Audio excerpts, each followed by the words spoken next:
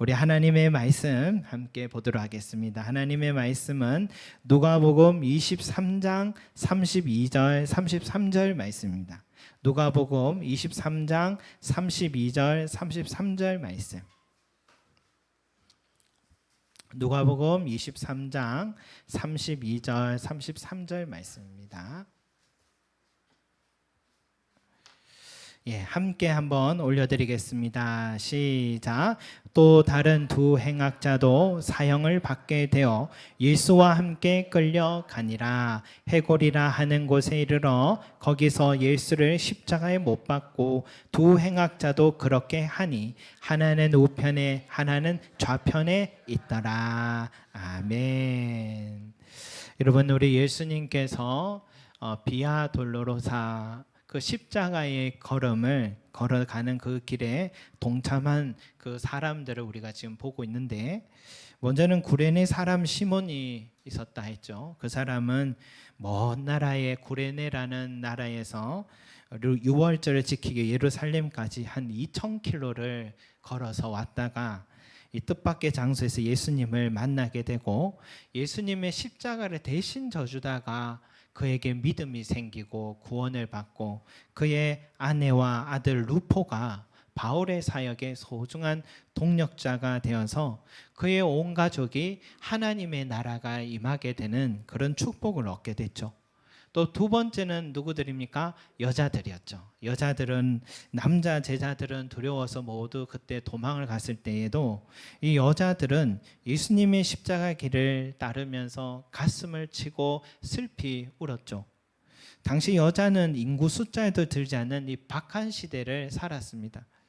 그런데 예수님을 만난 여자들은 삶에 큰 변화가 일어나서 이 자기들의 생명도 아끼지 않고 이 죽음의 길, 죽음과 이 부활의 길에 끝까지 그 현장을 지켜준 증인들이 되었다고 기록되어 있습니다.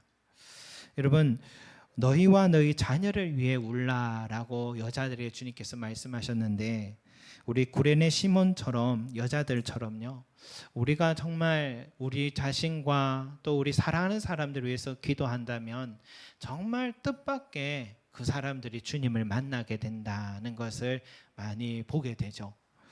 누가 언제 어디서 예수님 인격적으로 만나야 될지 모릅니다. 그래서 우리 예수님은 여자들을 향해서 나를 위해 울지 말고 너희와 너희 자녀를 위해서 울라.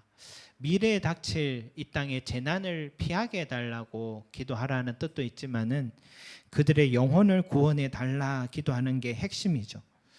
여러분, 어제는 건물주와 잠시 만났습니다. 6년 전에 이 건물을 구입하실 때 이 대출이 참 많았어요. 그래서 이 이자가 지금 2배로 은행에서 올랐으니 얼마나 부담이 되겠습니까? 그래서 모든 다른 층들의 우리 건물에는 월세를 조금 인상을 요구를 했는데 차마 교회는 말을 못했다 합니다. 그래서 저도 만나기 전에 우리도 교회에서 어느 정도 좀 생각을 해야겠구나 생각하고 만났는데, 정말 어렵게 인상을 요구하시길래 저희도 그동안 너무 고마웠다고 또 요구한 금액보다 조금 더 드리기로 그렇게 했습니다. 그리고 또 제가 축복 기도도 해드렸습니다. 여러분, 이런 월세 협상은 잘 없을 겁니다. 그리스도 안에서 여러분 서로 마음을 주고받는 관계로 지금까지 왔고요. 그렇게 앞으로도 그렇게 되길 바랍니다. 그러면서 서로 이야기를 나누다가 인상적인 이야기를 들었습니다. 건물주도 주유소를 처음으로 경영을 지금 밑에 하고 있는데 온 가족이 지금 함께 다 하고 있습니다. 이 2딸과 아들이 모두 다 유학을 다녀왔대요. 그만큼 부유했고 부족함 없이 자랐는데, 이렇게 부모님들이 고생한다는 걸 깨닫고는 지금 자녀들이 모두 다 지금 이 일을 함께 경영을 돕고 동참하고 있습니다. 근데 최근에 한번 이 아들이 저녁마다 이 지역에서 제일 지금 싸게 하잖아요. 그러다 보니까 적자가 날 때가 많대요. 그래서 이 저녁마다 정산을 할 때, 그런데 적자가 나지 않고 있는 이 모습을 보면서 이 아들이 이 하늘을 쳐다봤답니다. 주유소에서 하늘을 쳐다보면은 교회 십자가가 보이거든요.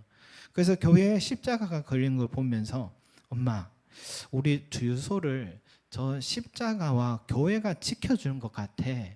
이런 얘기를 해서 어머니가 우리 아들은 절대로 신앙이란 말도 꺼내기 싫어하는 아들인데 어떻게 그런 말을 저희 입에서 직접 저렇게 할까?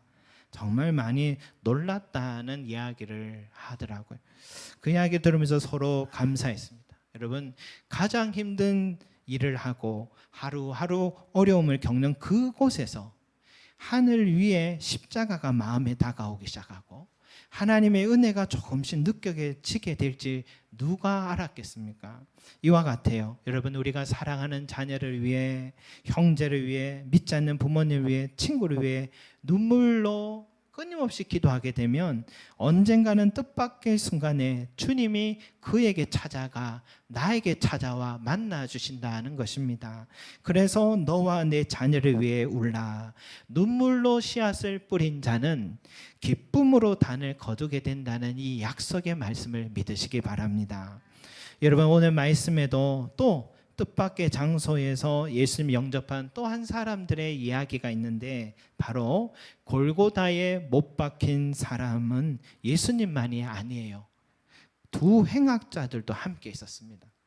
예수님의 십자가를 중심으로 한 사람은 오른편에, 또 한 사람은 왼편에 매달려 있었어요. 이들도 사형을 언도받고 예수님과 함께 십자가 길에 서게 된 건데 이들은 도대체 누굴까요? 어떤 죄를 저질렀을까요? 다른 복음서에는 오늘 우리 누가복음의 행악자, 다른 복음서에서는 강도, 그래서 남의 걸 많이 훔치고 또 죄도 지었구나, 살인도 좀 많이 했구나 이런 생각을 할 수 있는데 신학자들은 그래 보지 않고 정치범이었을 것이다. 혹은 저항 운동가들일 것이다. 그래서 아마 열심당원이었을 것이다 라고 그렇게 생각합니다. 왜 그런데 열심당원들을 왜 강도들이라고 부르냐? 이유는 이 열심당원들은 이스라엘 독립을 위해서 살았던 사람이에요. 세금을 로마에 내지 않았습니다. 그래서 항상 단검을 딱 차고 다녔어요. 목적을 위해서는 테러도 일삼았습니다. 그러니 로마의 입장에서는 행악자요 강도였다라고 할 수 있겠죠. 왜 이런 삶을 이 사람들이 살았을까? 여러분, 그들 나름대로 진정성이 있었다 생각됩니다. 여러분, 우리나라가 주변 나라의 억압을 참 많이 당한 역사가 있어서 정치적으로 지금도 진보와 보수로 다 나뉘어서 서로 얼마나 어르렁거리고 갈등 속에 있습니까?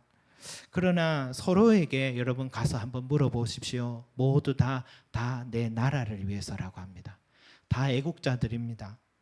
또 신앙 또 신학, 교회도 진보와 보수로 나뉘어 있는데 우리는 보수 쪽에 있는 입장인데요. 여러분, 진보나 보수나 다 찾아가서 한번 물어보십시오. 우리는 하나님을 진심으로 사랑하기 때문에 이렇게 하는 것이다 라고 말합니다.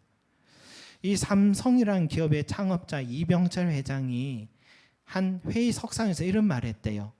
현 시점에서 삼성이 무너진다면 이는 우리 그룹 하나의 불행으로 끝나는 게 아니라 국가와 사회에 엄청난 손실을 주게 된다는 걸 명심해야 된다라고 말했대요.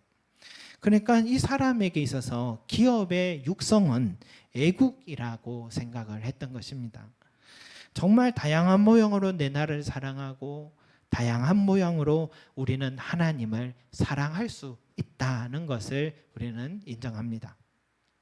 여러분, 예수님의 십자가 좌우편에 매달린 두 행악자도 그런 사람이 아니었나. 이 다른 사람의 입장에서 보면 그들은 강도요 범죄자였지만 자신들은 진심으로 이것이 내가 믿는 하나님을 사랑하고 내 민족을 사랑하는 애국이다라고 생각했을 것입니다. 저는 이런 중심이 결국은 주님을 만나게 하는, 가까이 하게 하는 이유가 아니었을까 생각을 해봤습니다. 비록 잘못 배웠지만 나는 진심으로 하나님을 사랑하는 사람에게 하나님께서 그에게 다가가셔서 만나주시고 때론 구원에 이르게 하시는 일들을 성경에서 여러 번 보게 됩니다.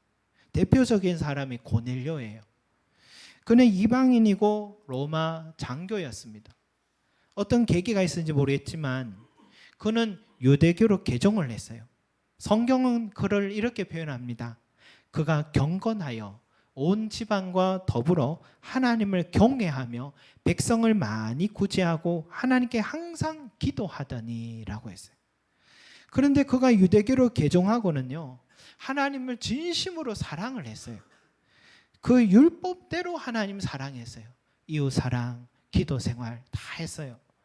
그래서 하나님은 그에게 천사를 보내고 이런 얘기하시죠. 고넬료야, 내 기도와 구제가 하나님께 상달되어 기억하신 바가 되었느니라. 여러분, 유대교 신앙으로 하나님을 사랑했기 때문에 이것은 하나님을 똑바로 사랑한 건 아니잖아요. 온전한 사랑을 한 건 아니잖아요. 그러나 하나님 뭘 보시냐? 그 중심을 보시더라는 겁니다.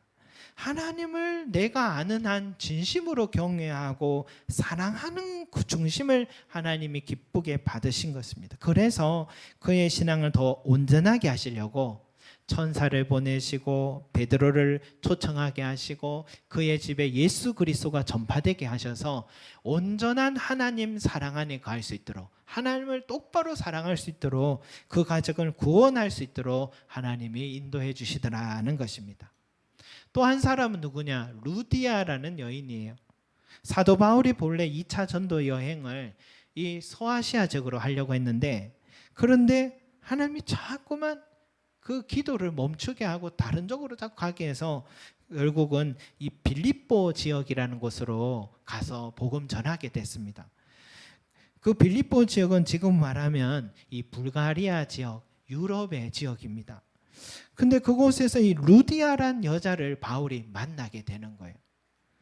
그녀는 뭐한 사람이냐? 자주색 옷감을 생산하는 그런 사업가였습니다. 자주색 옷감은 로마 왕족 귀족들이 있는 그런 명품 옷감을 만드는 사업인데, 그녀가 바울의 전하는 예수 그리스도를 듣고는 마음 문이 열려서 이렇게 말해요. 나를 주 믿는 자로 알거든 내 집에 들어와 유해라. 빌립보에는 지금으로 말하면 바로 그러한 유럽의 첫 지역인데, 유럽의 첫 열매가 이 루디아가 되고, 바울이 고린도, 데살로니가, 유럽 전역에 복음을 전파할 때 가장 큰 뒷받침이 되어줬던 여인이 루디아라는 여인이 되었던 거죠. 그런데 어떻게 이 바울이 그녀를 만나게 되었나 생각해 보면 하나님께서 그녀의 중심을 보셨다는 겁니다. 그녀도 본래 이방인이었지만 어떤 계기로 유대교로 개종을 한 거예요. 하나님을 진심으로 사랑했던 여인이었던 거예요. 그런 중심을 보셨으니까 하나님은 그녀에게 복음을 가장 정확히 전해줄 수 있도록 사도 바울을 그의 집에 친히 보내어준 축복받은 인생이 된 것이죠. 여러분, 오늘 이 두 행악자가 예수님과 십자가형의 이 끔찍한 처형장에 매달리게 됐지만 이것은 우연한 만남이 아닙니다. 어쩌다 보니까 죄인들과 같이 서서 참 예수님도 죄인처럼 취급받는 게 안타깝다라는 생각이 들지만 우연한 만남이 아닙니다. 주님께서 이 마지막까지 뭡니까? 그 영혼들을 만나시기 위하여서 찾아가신 곳이 또 십자가였다는 것이죠. 왜냐? 그 두 강도 중에는 분명히 하나님을 진심으로, 좀 부족하지만 자기만의 마음으로 최선으로 사랑한 사람이 그곳에 있었기 때문입니다. 잘못된 신앙 배경으로 하나님 사랑한 법을 잘못 배우긴 했지만 그 중심에 내가 아는 만큼 하나님은 진심으로 사랑한 마음이 있었기 때문에 우리 주님께서 그에게 친히 찾아가 만나 주신 시간이었다는 생각이 듭니다. 여러분, 우리는 하나님을 진심으로 사랑하는 마음이 있는가를 한번 생각해 봐야 될 것 같아요. 성경이 존재한 역사는 지금으로 말하면 한 4,000년 정도 역사를 갖고 있는 것 같아요. 우리가 자유롭게 성경을 읽게 된 역사는 얼마나 되느냐? 500년 정도 시작 전이었습니다. 그러니까 히브리어, 또 헬라어, 그리고 라틴어로 이 번역이 되어 계속 왔지만은 이 글을 배운 사제들, 종교 지도자들에게까지만 성경책은 그들의 전유물이었습니다. 그런데 이 성경책을 루터가 종교개혁자로서 모든 그리스도인들이 다 읽을 수 있도록 독일어로 번역을 하는 순간, 그 당시 또한 유럽은 인쇄 기술이 발달하는 순간 이 성경책은 대중화가 되었습니다. 그러니까 종교개혁 이후에 지금까지 그리스도인들은 과거의 그리스도인들, 초대교회 성도들이나 과거의 그리스도인들을 비해서는 훨씬 더 하나님을 아는 지식이 풍요해졌다라고 볼 수 있는 것이죠. 여러분, 요즘 어떻습니까? 성경을 해석을 못해서 성경 이해가 어렵습니다. 이런 말할 수 없는 형편에 우리 살아요. 왜? 저는 깜짝 놀랐는데 지난번 교사 교육에 가서 강사님이 지금 챗 GPT, 이 AI, 이 컴퓨터가요, 이 설교도 이 목사님들이 설교 제목이나 설교 주제를 요청하면 설교의 얼개를 다 짜준답니다. 컴퓨터가. 그래서 지금도 목회자 47%가 이 기술을 접했거나 활용을 하고 있다는 거예요. 여러분, 이렇게 엄청난 시대를 우리는 살고 있으니, 하나님 아는 기회가 이렇게 널려 있으니 우리는 축복받은 시대를 살고 있는 것이죠. 그러나 과거에 성경 지식이 부족한 이 그리스도인들보다도 하나님을 사랑하는 마음이 우리에게 더 커져 있느냐라고 묻는다면 우리는 고개를 갸우뚱할 수밖에 없다는 거죠. 홍수같이 울려 퍼지는 수많은 설교 영상들이, 성지사를 한 번도 안 가봐도 너무 잘 성지를 자세하게 보여주는 영상들이, 내가 만난 하나님에 대한 간증의 영상들이 끊임없이 재생산되고 있는, 또 유학을 다녀온 신학자, 목회자들, 또 신학 서적들, 이렇게 넘쳐나는, 조금만 마음만 먹으면 하나님 아는 지식이 풍성히 얻게 되는 시대를 살아도 우리는 여전히 과거의 그리스도인들에 비해서 하나님을 사랑하는 마음이 부족하다는 것을, 오히려 더 적어지고 있다는 것을 인정할 수밖에 없습니다. 저는 지금까지도 동인천 노회에 가입한 지 이제 한 10년이 되었는데 저희 시찰에서 아직도 막내입니다. 제 뒤로 개척하는 목회자들이 없어요. 규모 있는 교회 목사님들 이야기 들으면 이 부교육자들이 지원을 하지 않는데요. 그래서 교육부서들이 많이 어려움을 겪고, 교회는 규모가 있는데 부교육자가 없어서 교회가 많이 어렵다고 합니다. 목사님, 8개월째 교육자가 지원을 하지 않아요. 그런 얘기를 해요. 왜 그런가 물어보니까 지금 요즘 신학생들, 목회자들이 이 사례비를 교회에서 받아 쓰는 생활이 되지 않아서 차라리 그 시간에 나가서 일을 하는 게 훨씬 더 생활에, 가정에 한 아버지로, 남편으로 역할을 할 수 있다는 것입니다. 참 격세지감을 많이 느끼죠. 저희 때는 결혼을 했어도 월요일부터 금요일까지 신학교 기숙사 생활을 하다가 금요일 집에 오자마자 옷 갈아입고 주일 저녁까지 교회에만 계속 사역을 했었던 것 같은데, 그렇게 해도 몇십만 원 받아도 신학생은 본래 그런 줄 알았고, 빠듯한 부목사 생활해도 하나님께서 채워주실 줄 알았고, 개척을 해도 이스라엘 백성에게 광야의 식탁 베푸신 것처럼 우리 삶을 책임져 주신다는 이 믿음이 그래서 조금이나마 아직 저희들까지는 있었던 것 같아요. 그런데 지금은 그 작은 마음마저도 사라져버려서 이 길을 걸으려 하지 않는 것 같습니다. 시대가 많이 변해서 그랬다지만 저는 그 중심에 하나님을 사랑하는 마음이 많이 식어 있는 게 아닌가 하는 생각이 들었습니다. 여러분, 우리가 회복해야 될 것은, 우리가 지켜야 될 것은 이 하나님을 사랑하는 마음인 것 같습니다. 이번 여름 수련회 주제를 무엇을 할까 서로는 나누다가 코람데오로 하자라는 의견이 나와서 그렇게 하기로 했습니다. 코람데오가 뭐냐면 이 코람 앞에서라는 뜻입니다. 데오 하나님이라는 뜻이에요. 하나님 앞에서 산다 이런 뜻이 코람데오거든요. 내가 늘 하나님 앞에 서 있다는 생각을 매 순간에 하는 거예요. 사람이 아니라 하나님에게 시선을 늘 주목하고 산다는 거예요. 그래서 코람데오라는 건데, 근데 이 코람데오의 가장 좋은 예가 저는 다윗이라 생각합니다. 여러분, 다윗이 어떤 사람이었습니까? 어릴 때에 사무엘이 이새의 자식들 중에 하나님께서 왕으로 세울 사람이 있다. 그래서 비밀리에 그 집에 찾아갔어요.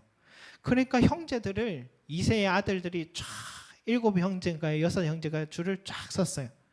전부 다 키가 크고 운동신경이 좋고 인물 좋고, 야 진짜 왕될 감이 이 집에 진짜 많구나 했는데, 하나님 앞에 한 사람씩 서면 이 사람 아니다, 이 사람 아니다, 이 사람이다 다 해서 자식이 다 지나갔는데 하나님이 이 사람 아니다 자꾸 얘기하는 거예요.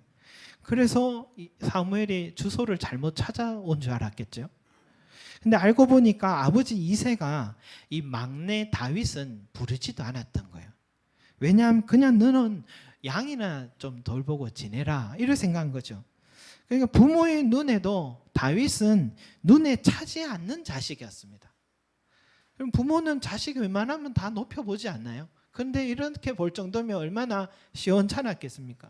그런데 하나님은 그 다윗이 사무엘 앞에 섰을 때 놓칠세라 이렇게 얘기하세요. 자, 바로 이 소년이다.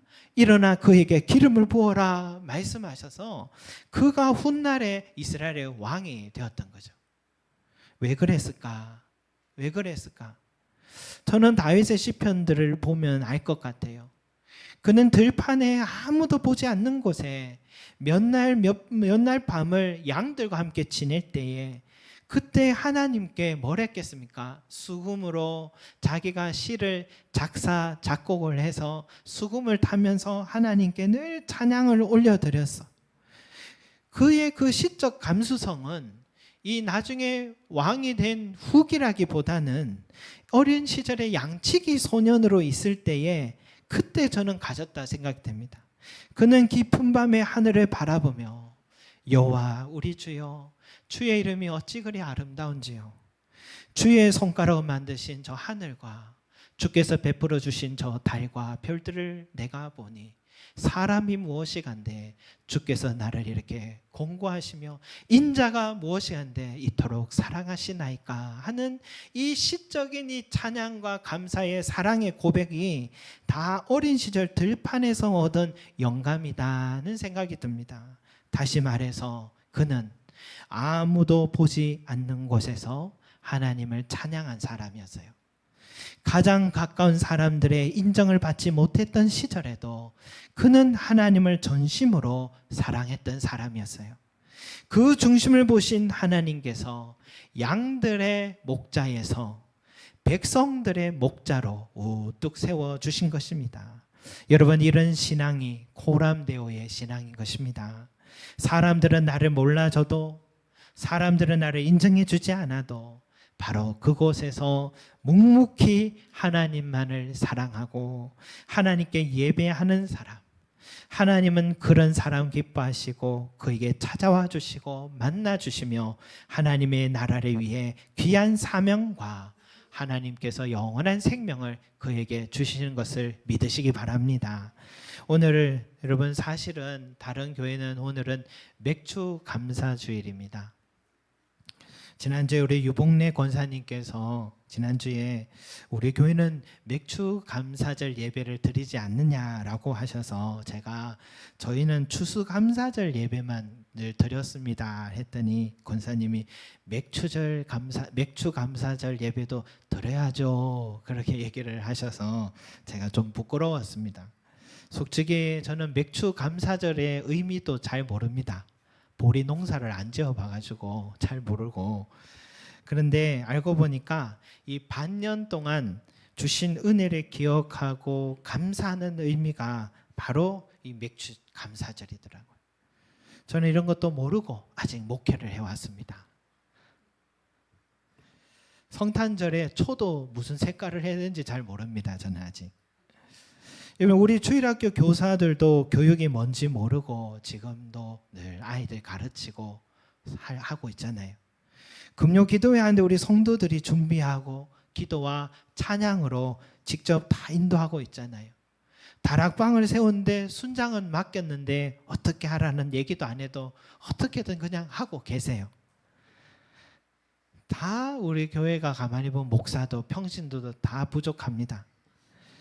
그러나 여러분, 나는 부족해도 더 중요한 것은 하나님 사랑하는 마음인 것 같아요.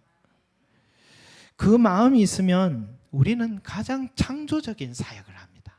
여러분, 우리 같은 규모의 종교인 수련회를 한다고 하는 거 보십시오. 얼마나 창조적입니까, 여러분?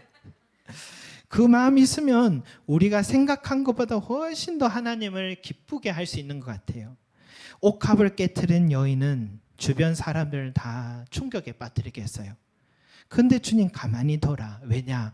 그녀에게는 진심으로 주님 사랑 마음이 있었기 때문에 그 당시에 관례에 다 깨트린 일을 해버리고 있습니다. 저도 중학교 시절에 아직도 기억이 나는 그 교사 선생님 한 분이 남자 선생님 기억나는데, 그분은 중고등부 예배가 마치면 아이들, 내 반 아이들이 아니어도 다 아이들 데리고 동네 그 시장으로 가요. 시장에 가면 분식점이 있는데 그곳에서 떡볶이, 튀김을 다 막 사주세요. 사주시면 뭐 저도 사달라고 막 졸랐던 기억이 나는데, 그리고 우리의 이야기를 웃으면서 들어주셨던 그 얼굴이 아직도 선합니다. 그 청년 선생님의 그 미소 때문에 여러분, 그런데 성경 이야기는 기억나지 않아요.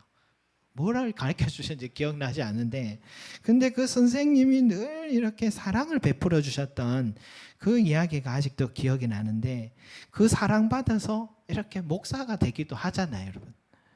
그런데 그 사랑도 그분이 하나님을 사랑하지 않았다면 어떻게 그런 사랑을 매주마다 그 아이들을 품고 내가 그렇게 일하고 번 수입 가지고 아이들 그 사랑을 베풀고 있었을까? 저는 우리 교회 주일학교 중고등부 우리 교사들이 늘 그런 마음을 느낄 수가 있어서 우리 자녀들이 참 복 많은 친구들이다 하는 생각을 합니다.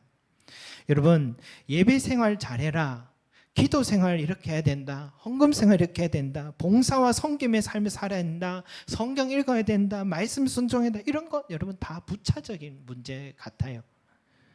내가 하나님 사랑하게 되면 하지 말라고 해도 가르치지 않아도 우리는 다 스스로 알게 되고 행하게 되고, 아니 그 이상으로 우리는 헌신하게 되는 거죠. 우리의 중심에 여러분 하나님을 사랑하는 마음, 하나님 은혜를 기억하는 마음이 있는지 그걸 우리는 늘 점검하고 돌아봐야 될 것 같습니다. 행악작으로 나귀는 찍혔지만 그래도 자신이 아는 만큼 하나님을 사랑하려고 몸부림쳤던 이 두 강도가 자기도 모르게 생의 마지막 순간까지도 예수님이 가장 가까이 옆에 서주신 것처럼, 그리고 그의 인생에 구원의 은혜가 임한 것처럼 여러분 우리도 하나님을 진심으로 사랑하는 자들이 되시기를 간절히 소망합니다. 아멘. 기도하겠습니다. 사랑과 은혜가 많으신 우리 아버지 하나님, 하나님이여 우리에게 식어 있는 것이 무엇인가 돌아보기를 원합니다. 주여, 예배의 시간이 아니라, 예배의 횟수가 아니라, 헌금의 양이 아니라, 봉사의 헌신의 땀이 아니라 우리 마음속에 하나님을 얼마나 사랑하고 있는지를 나는 내가 깨닫고 알고 있는 만큼 하나님을 전심으로 사랑하고 있는가, 하나님의 은혜를 기억하고 나도 하나님께 드릴 것이 없는가, 나도 돌아보는 그런 삶이 되게 하여 주시옵소서. 주여, 우리 교회가 여기까지 오기까지도 참으로 하나님을 사랑하는 마음이 있었기에, 그런 헌신들이 있었기에 여기까지 서왔고, 그래서 하나님은 늘 우리 교회에 은혜 베풀어 주신 것을 믿습니다.